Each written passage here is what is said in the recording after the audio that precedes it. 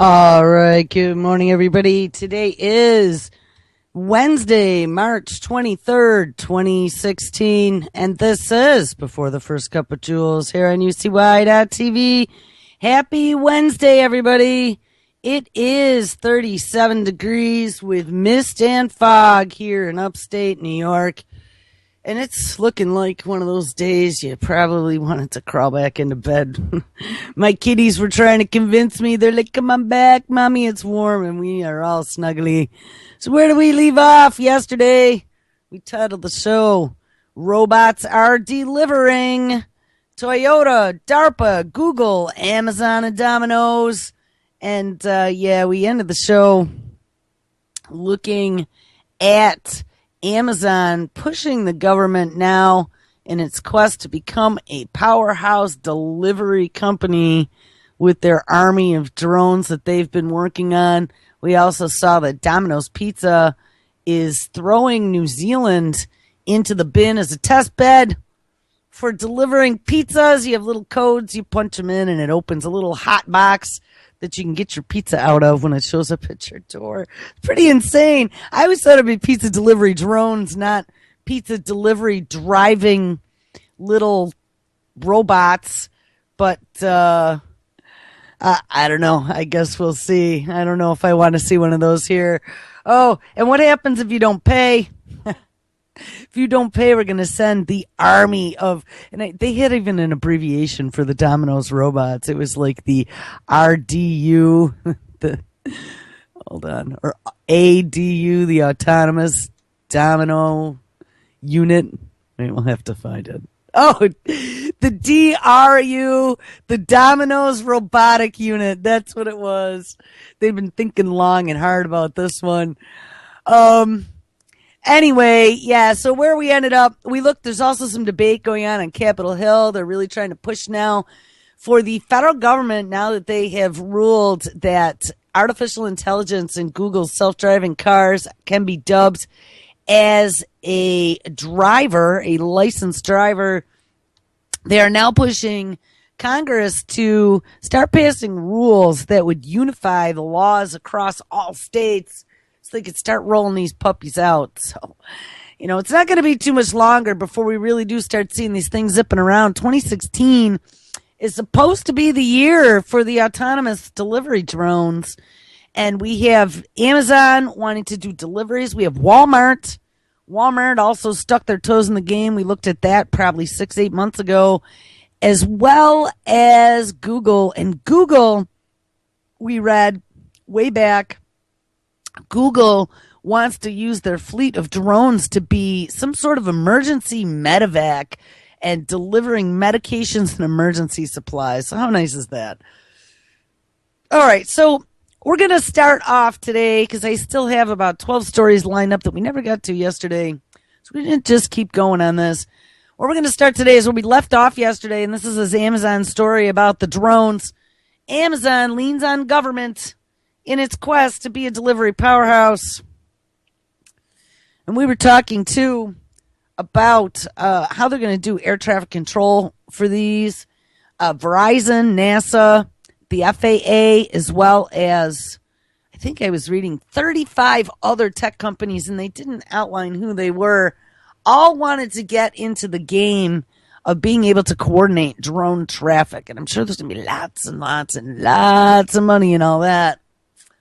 And I know they're working on that. I really think that that's part of what the Google Loon or whatever the other project was besides Loon that was very similar, launching those 4G towers across the United States.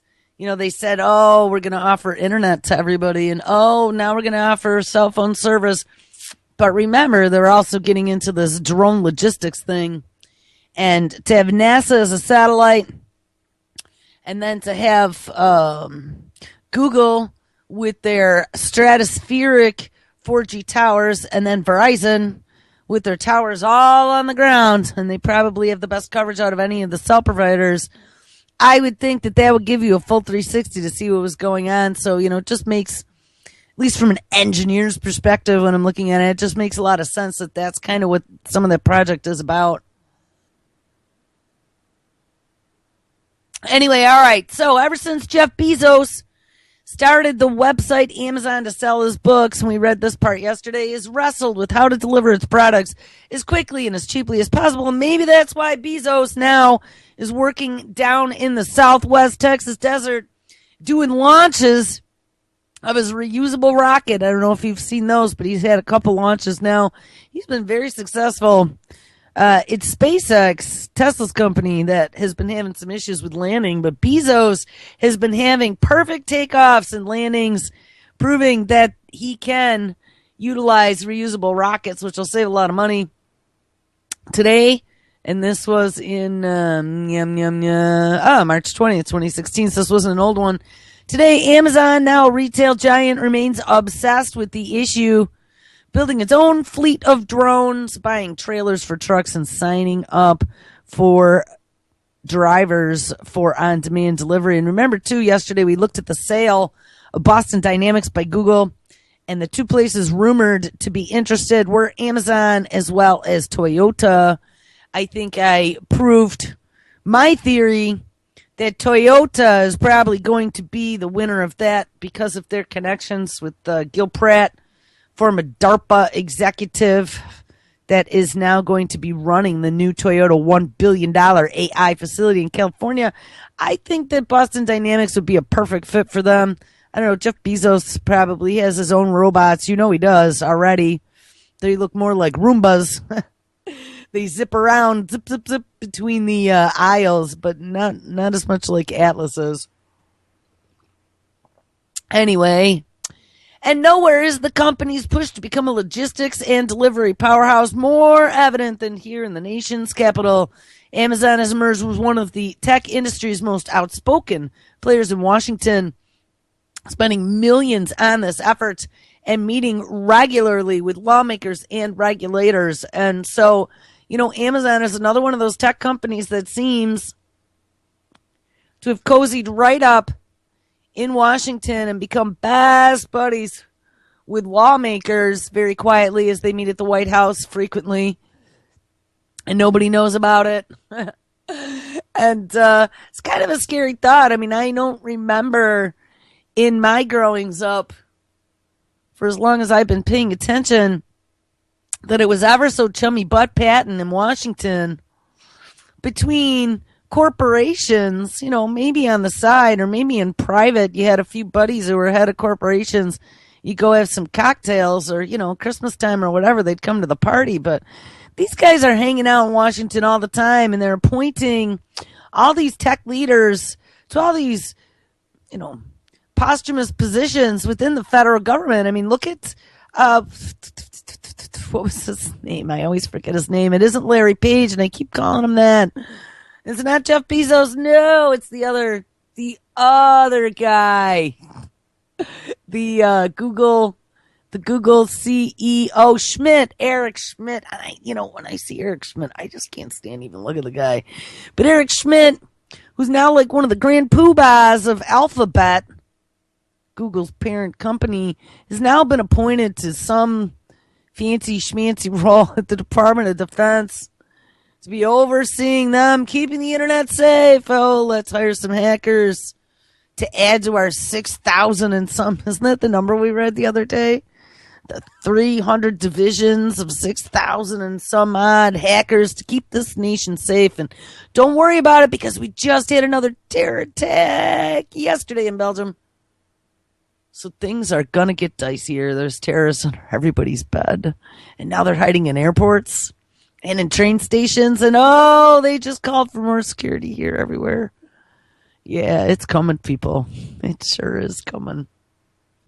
Anyway, these efforts are mostly in their early stages, but Amazon has detractors, particularly for its drone efforts. It's because nobody wants drones flying everywhere as big eyes in the sky. And wait, we're going to look at the eye in the sky drones beyond horrifying. Amazon has pushed officials to allow new uses for commercial drones to extend the maximum length of trucks to improve roads and bridges, to prop up a delivery partner, the United States Postal Service. So, wow, they've done just great things now, haven't they? They got them to fix the roads that they let go to shit. They helped the Postal Service that's been spying on you and me for years. I found that story yesterday and put it into the notes about them taking the photographs of all the froms and twos for every package that's gone through them for many years, filing it for law enforcement. And I don't know. Now they're going to open up the skies for fast deliveries so you can get your instant gratification even faster than 2-day free delivery with Amazon Prime. Amazon is disrupting huge industries. Retail was a start. Remember, disruptive technologies are not always good things because they could put us into unemployment with our handout asking for universal basic income. Amazon is disrupting huge industries. Retail was a start. Then the enterprise market with its cloud platform, and now it's transportation logistics. So they're going to go head to head with something like a FedEx or a UPS, it sounds like to me. They are looking to get into the game of delivery, not only their own products, but potentially others. I don't know. Says Colin Sebastian, a senior analyst at Robert W. Baird. This is Jeff Bezos' playbook, and achieving it by influencing legislation will be consistent with that plan. How nice is that? The money Amazon spent on lobbying in 2015 nearly doubled to $9.4 million compared with the year before, which helped to pay a bigger lobbying staff and pay for a new office to house them. The tally, compiled from public records by the Center for Responsive Politics, includes only the spending that Amazon must legally disclose. So they spent at least $9.4 million. There's probably another $9 million there that they didn't have to disclose, but don't you worry about that. They have nothing to do with what's happening right now, shaping these laws and rules that are going to turn your life into a 21st century dystopian nightmare. No, don't worry. Keep buying. Just shh. None of these guys are doing anything that would put your best interest at risk. Amazon's figures still lag those of some companies that made camp in Washington long ago, like who? Oh, Boeing, which spent about $21 million in 2015. And it trails the leading tech lobbyist. Who would you think that is? Alphabet, Google's parent company, by several $millions. So Alphabet has actually spent more than $21 million. That's nice. And they made some good friends in the process. But Amazon's spending grew at a faster pace than any other tech company. Yeah, they told them. They're like, you know what? You guys want that drone legislation so bad. You're beating up my FAA. They're not moving as fast as you wanted. So you went to Canada and now you're not going to get it. And then they told them, they're like, you know what? I'll tell you what. You only spent about $2 million. If you jack that up to about 10, maybe we'll see if we could do something. I don't know. We can buy policy is what this is saying. You spend enough money in Washington and you just bought yourself some new laws. That's wonderful. When Paul Meisner, Amazon's global head of policy, took over the company's Washington office 15 years ago, he had a staff of 2 focused on retail tax laws and other technology-related issues. Amazon now has more than 60 people listed as lobbyists, both employees and contractors, double what it had just 2 years ago, according to the data from the Center for Responsive Politics. The lineup includes people as prominent as Trent Lott, the former state Senate Majority Leader, who helps persuade members of Congress and representatives for Amazon and met with lawmakers dozens of times in the last year. The efforts also reached NASA. Ding, ding, ding. And I told you that's because we're working on this drone logistics system for being able to track air traffic control. The efforts also reached NASA, the Postal Commission, and the Department of Transportation, among others. Amazon and Mr. Bezos, its chief executive, have other interests in Washington, too. Amazon is now a major government contractor with a $6 million cloud computing partnership with the CIA. And remember, I told you guys all about that months back.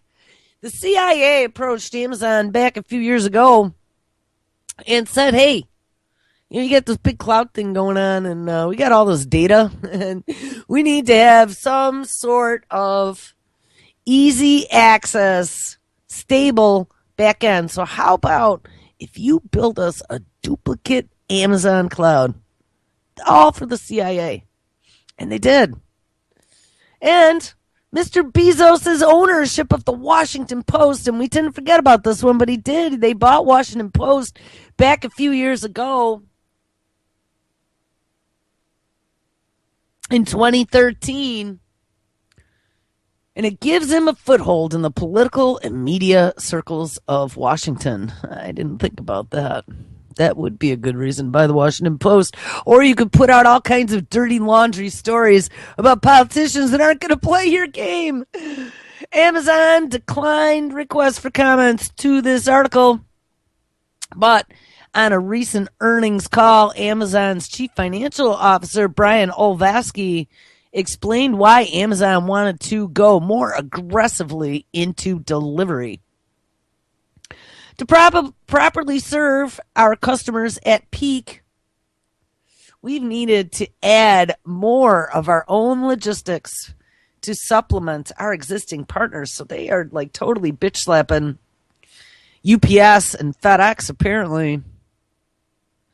And I wonder if that had anything to do with some of the failures at Christmas time. If you remember, there was something really odd going on there, but one of the providers, I think it might have been FedEx, one of the providers decided there was some snowstorm or something that happened, and there was a holdup right around the holidays, and one of the providers, and like I said, I'm pretty sure it was FedEx, had decided that they weren't delivering on Christmas.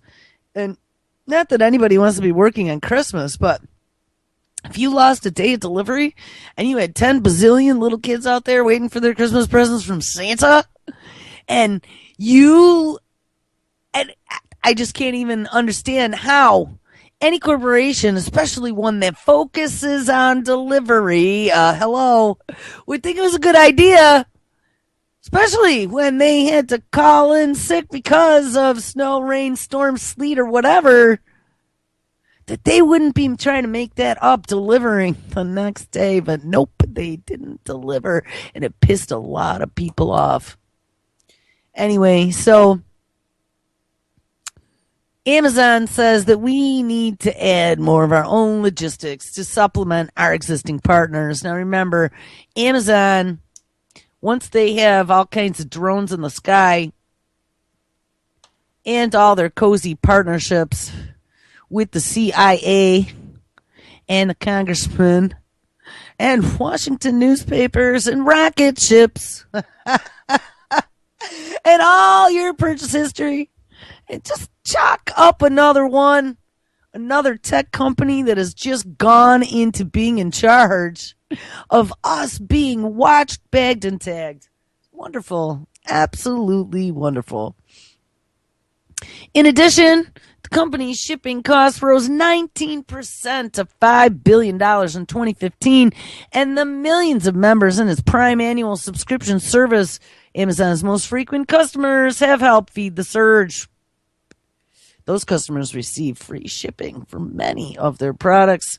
Some analysts expect Amazon eventually to take over its entire logistics chain, in some cases from factory to doorstep. And just this month, Amazon signed a deal to lease 20 Boeing cargo planes. So they are telling FedEx to go take a leap, it sounds like to me, and they should be pretty worried about that.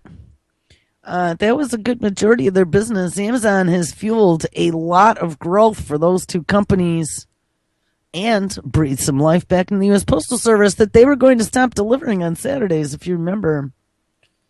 Few analysts got excited when Amazon referred to itself as a transportation service provider in a recent regulatory filing.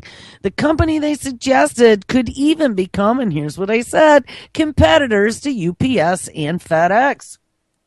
And remember, too, we have all these autonomous vehicles coming. We have these autonomous tractor trailers, delivery vehicles.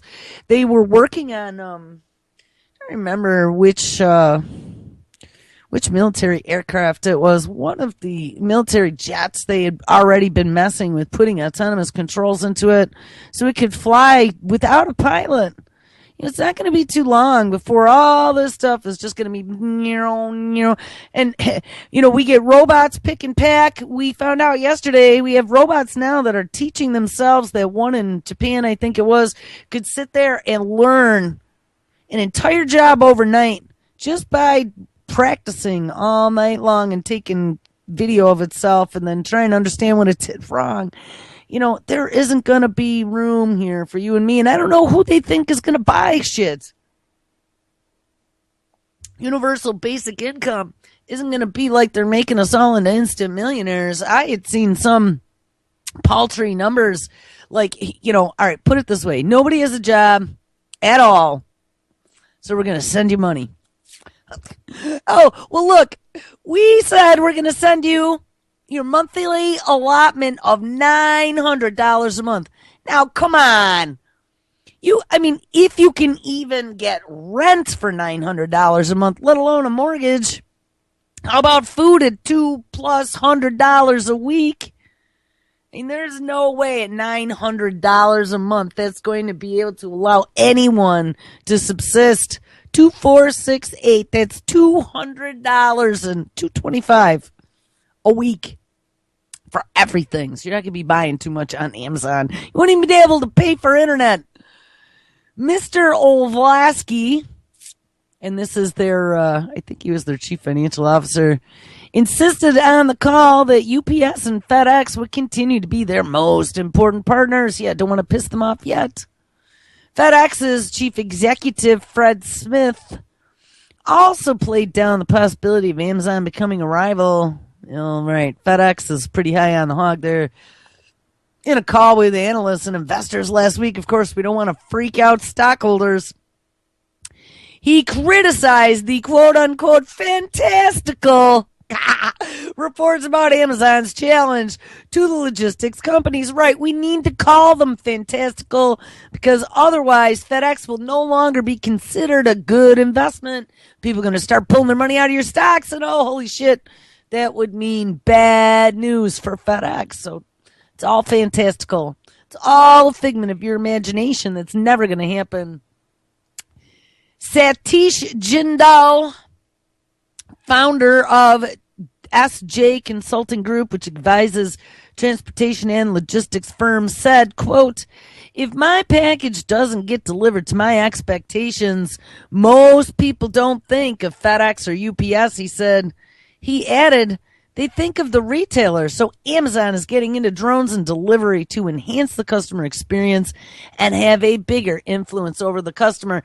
And like I said, what this guy had mentioned, if my package doesn't get delivered, I really think it has something to do with that Christmas that FedEx decided they weren't going to deliver. And I called it out when that happened. If you are a delivery company and that is your core business and then you can't deliver on the biggest delivery day of the entire year, there's something wrong. There was definitely something wrong there. So they're going to deserve what they get. Already, the company's drone push in Washington has had some successes. Amazon has worked with NASA, for example, to create an air traffic system that would establish lanes in the sky for drones. Amazon has also urged Congress to adopt rules that would allow the retailer to fly drones beyond a pilot's line of sight. Remember, those were some of those dumb rules they said, which I thought they were pretty good, but I didn't see how they were going to implement where the law said that the drone had to always remain within the line of sight. I mean, you can't go very far if that's the case, or have any trees. Amazon also urged Congress to adopt rules that would allow the retailer to fly drones beyond a pilot's line of sight, a crucial hurdle to Amazon's goal of operating drones from its warehouses. I was actually thinking, why don't they pair up a Google self-driving car that then launches drones in a neighborhood, and the self-driving car could be the surveyor that watches the drones. This effort is expected to face an important test soon. This very month, the Senate Transportation Committee drafted a bill that would ensure rules for delivery drones within the next 2 years. Well, phew, maybe it'll drag its feet a little bit longer. I think I'm really going to have problems hearing those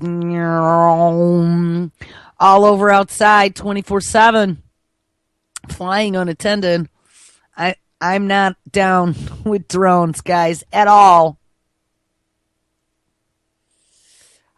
Airline and pilot groups have resisted many of Amazon's proposed changes. The chance of a collision will go way, way up when you have more unmanned craft, says Chris Dancy, a spokesman for the Helicopter Association International, which is a trade group. Some of the drone makers said in an interview that Amazon's bold statements may be generating too much public angst, which is helping the safety advocates. Well, wouldn't we want to help the safety advocates? Would we really want to have mid-air drone collisions? No, I don't think so, especially now with a helicopter or an airplane. But you know what? Because people are talking about it now, they're getting too angsty, so let's keep it all quiet and pass our secret laws like we like to do. As we're butt-patting, lobbying, and doing hookers and booze in Washington.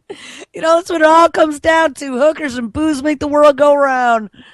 Amazon is arguing for changes in many other areas, too. Already, Mr. Meisner, a lead lobbyist, has called for an overhaul of an arcane system of international delivery rates that he says gives foreign e-commerce rivals an unfair advantage to deliver to American homes.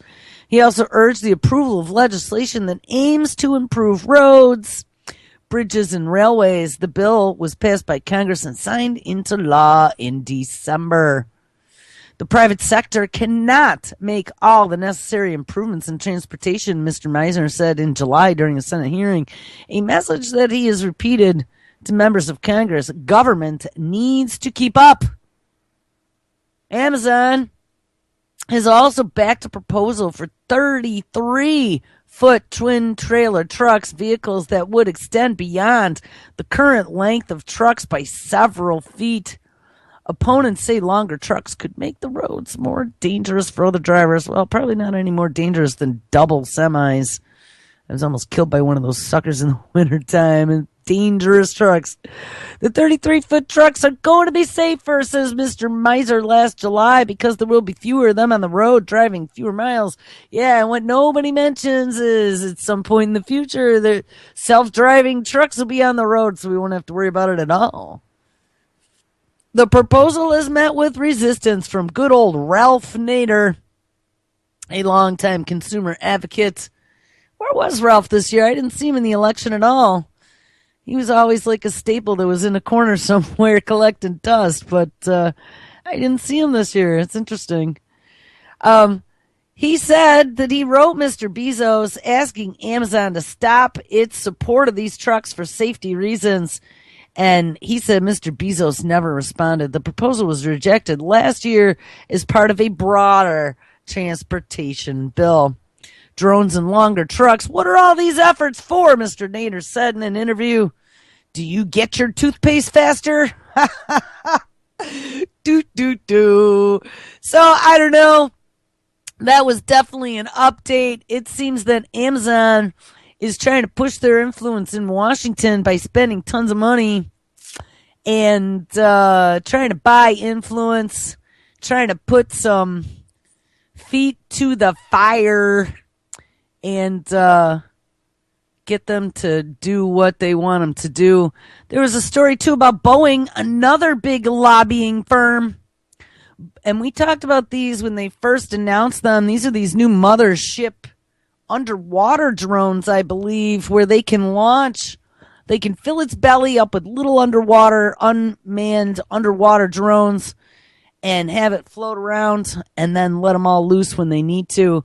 Boeing's monstrous underwater robot can wander the ocean for 6 months. As far as locales go, the bottom of the ocean is a particularly exasperating place to explore.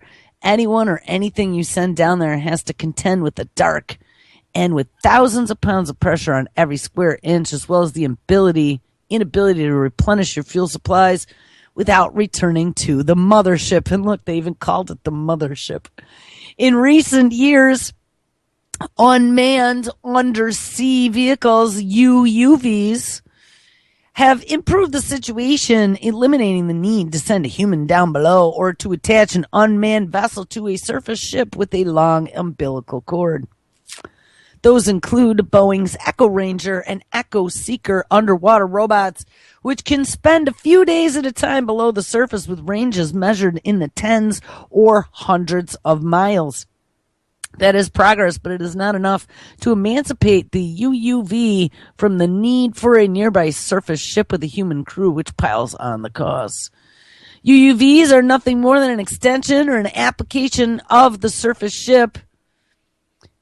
They were just one step better than leaning over the ship's rails to peer into the briny deep. And he says we need to come up with a capability that allows us to operate an autonomous underwater vehicle that does not require a surface ship. Well, that was in 2011. So, now in 2015, the mothership is here. Boeing is now showing off the product of that decision. The Echo Voyager can spend 6 months at a time exploring the deep sea with a 7,500-mile range, so there is no ship needed. Structurally, the 51-foot Voyager is not too different from his little brother, the 32-foot Seeker, or the 18-foot Ranger. The difference is the introduction of the hybrid rechargeable power system. Like Boeing's other UUVs, the 50-ton Voyager runs on lithium-ion or silver-zinc batteries that power it for a few days at a time. But instead of scooting over to a ship anytime it's running low on power, the Voyager just fires up a diesel generator that recharges its batteries all on its own. It only turns on the generator at the surface, so the exhaust can be piped into the air. Oh, yes, well, good thing that Boeing's working on green carbon reducing solutions as it automatically fires up a diesel generator while it's above ground so it can pipe its exhaust into the air. I mean, come on. They could keep it inside. Those little UUVs aren't going to care if there's some diesel exhaust or carbon monoxide. They should find a way to use carbon monoxide to power the thing. It says the Voyager works like a Chevy Volt. If the Volt carried 1,000 gallons of fuel and could drive from San Francisco to Hong Kong without hitting a gas station. The Volt is more fuel efficient, though. Battling water resistant, the Voyager just gets 7.5 miles to the gallon. So wait a minute. We're getting less than an F-250 miles per gallon. And we're dumping out diesel fumes. And they got these things out scooting all over the ocean. Just sucking up resources. For what? They don't say. We haven't seen yet what they're doing with the mothership loaded with a belly full of autonomous underwater vehicles. It reminds me of a spider with its belly full of babies that bursts. And they run all over the place. It's horrifying. Boeing says customers could use the Voyager to inspect underwater infrastructure, take water samples, create bathymetric maps of the ocean floor, or help with oil and gas exploration. The UUV can link up with satellites to send data back to its land-dwelling bosses and uses standard commercial interfaces, so clients do not have to adapt their equipment or software to use it. And because it will spend so much time wandering on its own, the Voyager's packed with redundant systems and backups, Tower said, which partly accounts for its size. The Voyager, which will be capable of operating under 11,000 feet of water, has already spent time testing in Boeing's 35-foot deep pool in Huntington Beach, California, and will start sea trials off of the coast of California this summer. Boeing has not yet revealed its price or said when it will be commercially available, but whenever it's ready to strike out on its own, it'll make the ocean that much less of a pain in the ass to explore. And they actually said that. That's pretty messed up. So they're trying to sell it now to what? To oil refineries or water testing people. Why wouldn't they sell that to people like Amazon who wanted to overseas delivery? Oh, all right. Well, here's one out of Wired magazine. America, regulate your drones now or get left behind. Drones are big business and getting bigger, and a reality that comes with both economic opportunities and risks. The UAV market is set to jump from $5.2 billion in 2013 to $11.6 billion by 2023. Opportunities for not only delivery services, but cinematography. Yes, remember, from your HD cameras, they're going to be filming everywhere. And not only cinematography, but we have already real estate agencies that are using them to get aerial photographs of the property. We have insurance companies using them. We have tax divisions of your community using them to take a look whether or not you put a new shed on the property and didn't tell them, so you get more taxes. We had, it was something else I was just thinking about. There was another use that I just saw. Oh, reporters. They're teaching now students in college to use drones so they can use drones to get their story. It's pretty disturbing. They're going to be everywhere. I mean, this really, my nightmare from all those many, many, many years ago is about ready to come true, people. And this is not good. Opportunities for delivery services, cinematography, and even flying cell towers. And that's the one by Google. That's the one that's going to be carried on the drone. There was the drone one and the balloon one. Could introduce thousands of jobs. Yes, it's all about the jobs, people. And reinvigorate the ailing aerospace market. Boeing's profits need a boost. At the same time, drone sales to hobbyists have exploded. Registered drone operators in the U.S. now outnumber registered manned aircraft. And remember, you got to register your drone. I don't remember what the rules are, but if you get a drone, make sure you look them up because they're pretty...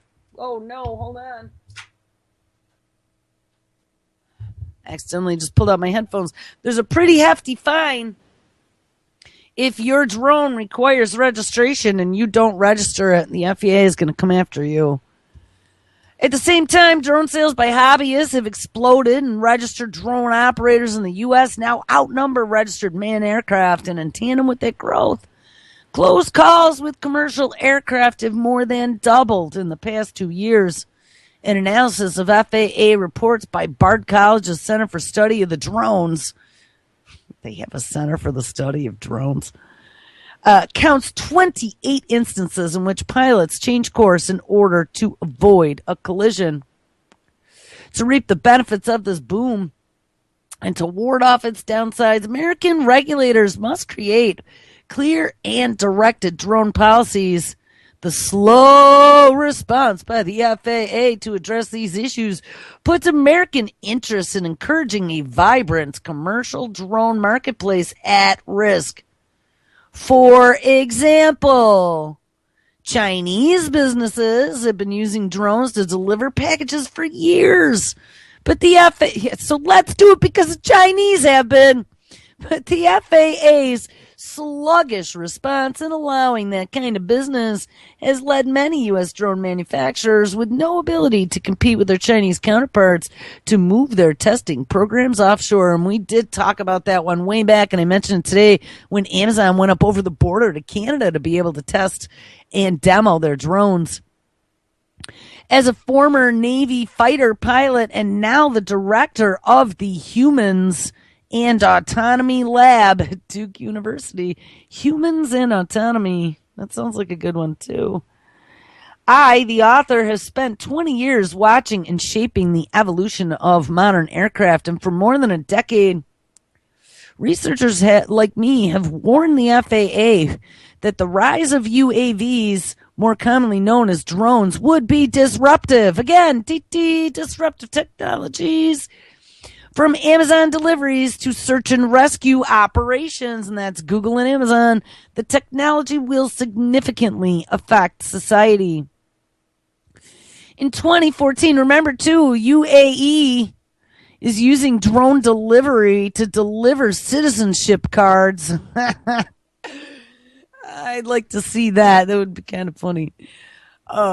With their headdresses. I don't know. I just don't think the drones with spinning rotors and wearing long, flowing headdresses are such a good safety concern, but don't worry about it, because the very next story we're going to do about these new safe drones that look like big floating eyeballs in the sky with no pointy, pokey pieces to get caught up in. In 2014, this author served as a member of a bipartisan task force on U.S. drone policy convened by the Stimson Center, a nonpartisan think tank. The task force examined the strategic implications of American policy from targeted killing abroad, which we love to do, to regulating domestic airspace. We developed 8 realistic and achievable policy solutions for various government agencies, including the FAA, to produce policies that match our long-term security and economic interest. Unfortunately, those agencies have made little progress. Well, that's how it works. The FAA exemplifies that lack of response with the 2012 FAA Modernization and Reform Act. Congress gave the agency until September 2015 to ensure the safe integration of unmanned systems into the national airspace. Well, guess what? The FAA blew that deadline. And though it still has not been delivered, the Senate is now working on a bill that may bring some closure, albeit imperfect. It now allows some commercial drones used by issuing individual exemptions, hardly a comprehensive approach. And in a recent report grading progress on the task force recommendation, the Stimson Center gave the FAA a C. Yeah, they gave somebody approval, and it might have been Amazon or Google was one of them, to start testing some of their drones. So what can be done to address this and other shortcomings in our drone policy? Well, the Obama administration should lead a comprehensive interagency review of military and commercial trends in drones, and with the booming commercial market and expanding military applications, such review would identify the evolution of drone technology and lead to an overall strategy for increased research and development in order to ensure U.S. compliance and dominance in this rapidly growing international technology race. Oh, so let's keep up with the Joneses is what he's saying. It doesn't matter if this is going to get rid of every single ounce of privacy in the sky or your backyard. You know, and right now it's going to be big bulky drones and little hobby drones. And next thing you know, it's going to be little robo-bee drones. And this just is not good in any way, shape, or form. The world that we are moving into is beyond nightmarish for me. And honestly, for me to do this every single day, this is getting extremely depressing for me. Third, the FAA can accelerate the efforts under the 2012 Modernization and Reform Act to integrate drones into civilian airspace because its lumbering response carries potential economic and security costs. So God forbid, if these policies are not fixed, The U.S. is not likely to remain the world's leading innovator in UAV technologies. Well, I thought Israel was working on that. If the FAA must streamline and accelerate its process to support the industry at home, they should. And the history of technological innovation is filled with great advances in physics and engineering that far outpace the legal frameworks that guide them, shape them, and at their best help them flourish. And drones are a tool. So if we use them wisely, aided by smart policies, they will lead to tremendous economic and military opportunities. That's the first time I've heard of military being referred to as opportunities. So there you have it.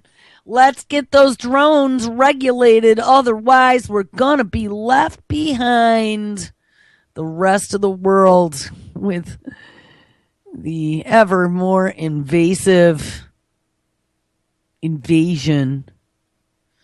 So, here's a story out of Scientific American. And I'm actually thinking this is the nice one.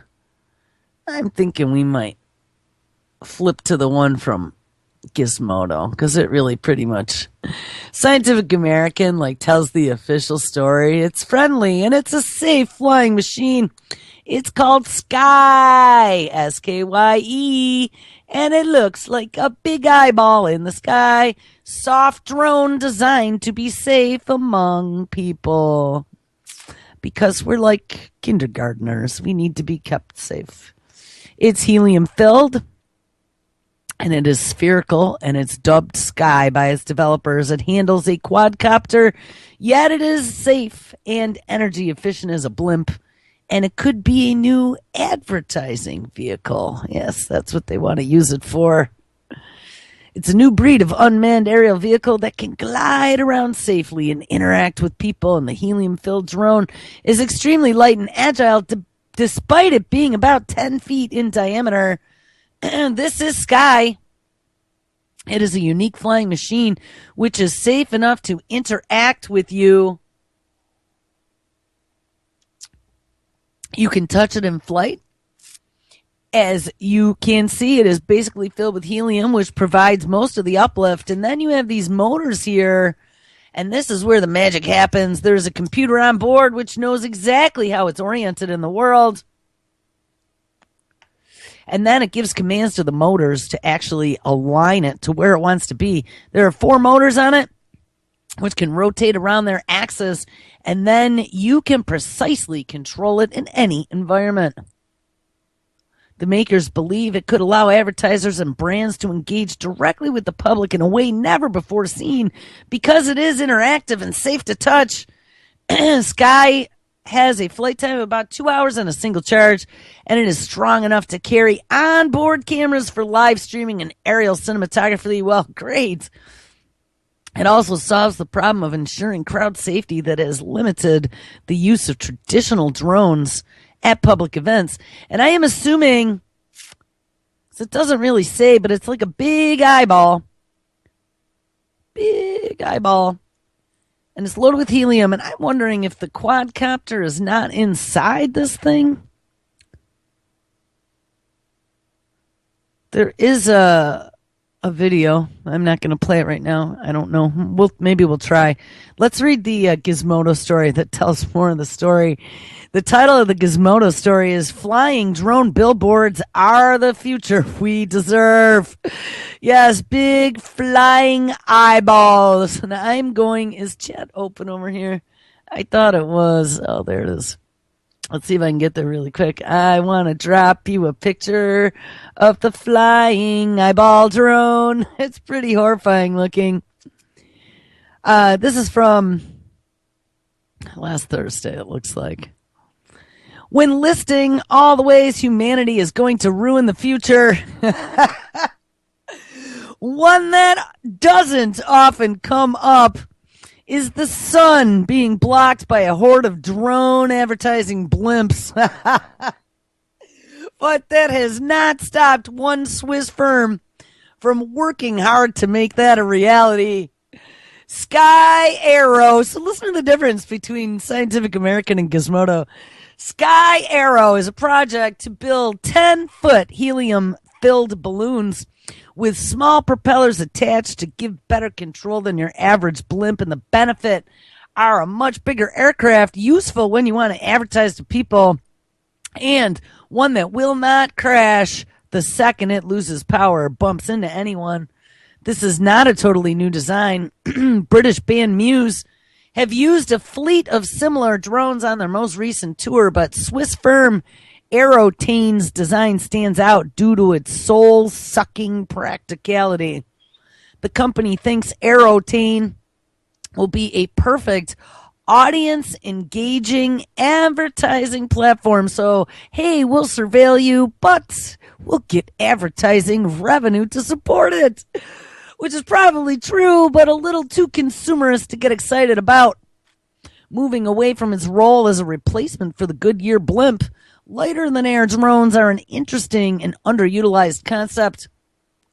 Provided they are not filled with hydrogen, they offer increased safety for flying over crowds and a much greater payload than traditional quadcopters. Hopefully, someone will find a better application for them than giant floating billboards. All right, so let's see. We got 4 or 5 minutes left. I don't know where we want to go now. What about the new cloaking technology? So not only can we have these big eyeball self-propelling eyeball in the sky drones, but guess what? We can make them invisible. Engineers develop flexible skin that traps radar waves and cloaks objects. Iowa State University engineers have developed a new flexible, stretchable, and tunable metaskin that uses rows of small liquid metal devices to cloak an object from the sharp eyes of radar. The metaskin takes its name from metamaterials, which are composites that have properties not found in nature and that can manipulate electromagnetic waves. And by stretching and flexing the polymer metaskin, it can be tuned to reduce the reflection of a wide range of radar frequencies. The journal Scientific Reports recently reported that the discovery online lead authors from Iowa State's Department of Electrical and Computer Engineering are Lian Dong, associate professor. Well, we don't need to read all these people. The National Science Foundation and the China Scholarship Council have partially supported the project. What? Why is China's Scholarship Council funding research that could be used for our military at a university? And it looks like the majority of all these people, there's Dong, there's Song, there's Yang, there's Lu, there's Wang, and another Yang. These are all the students in Iowa. And we got our good old NSF, National Science Foundation, and the China Scholarship Council.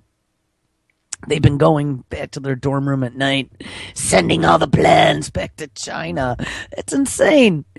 It is believed that the metaskin technology will find many applications in electromagnetic frequency tuning, shielding, and scattering suppression, the engineer wrote in a paper.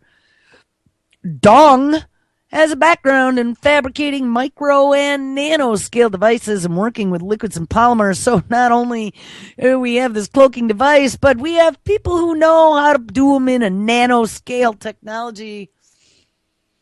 Song has expertise in looking for new applications for electromagnetic waves. And working together, they were hoping to prove an idea that the electromagnetic waves, perhaps even the shorter wavelengths of visible light, can be suppressed with flexible, tunable, liquid metal technologies. Again, frequencies. Remember, we talked about frequencies and how important they are. What they came up with are rows of split ring resonators embedded inside of layers of silicone sheets, and the electric resonators are filled with galvanistan, a metal alloy that's liquid at room temperature and less toxic than other liquid metals like mercury. These resonators are small rings with an outer radius of only 2.5 millimeters and a thickness of half of a millimeter.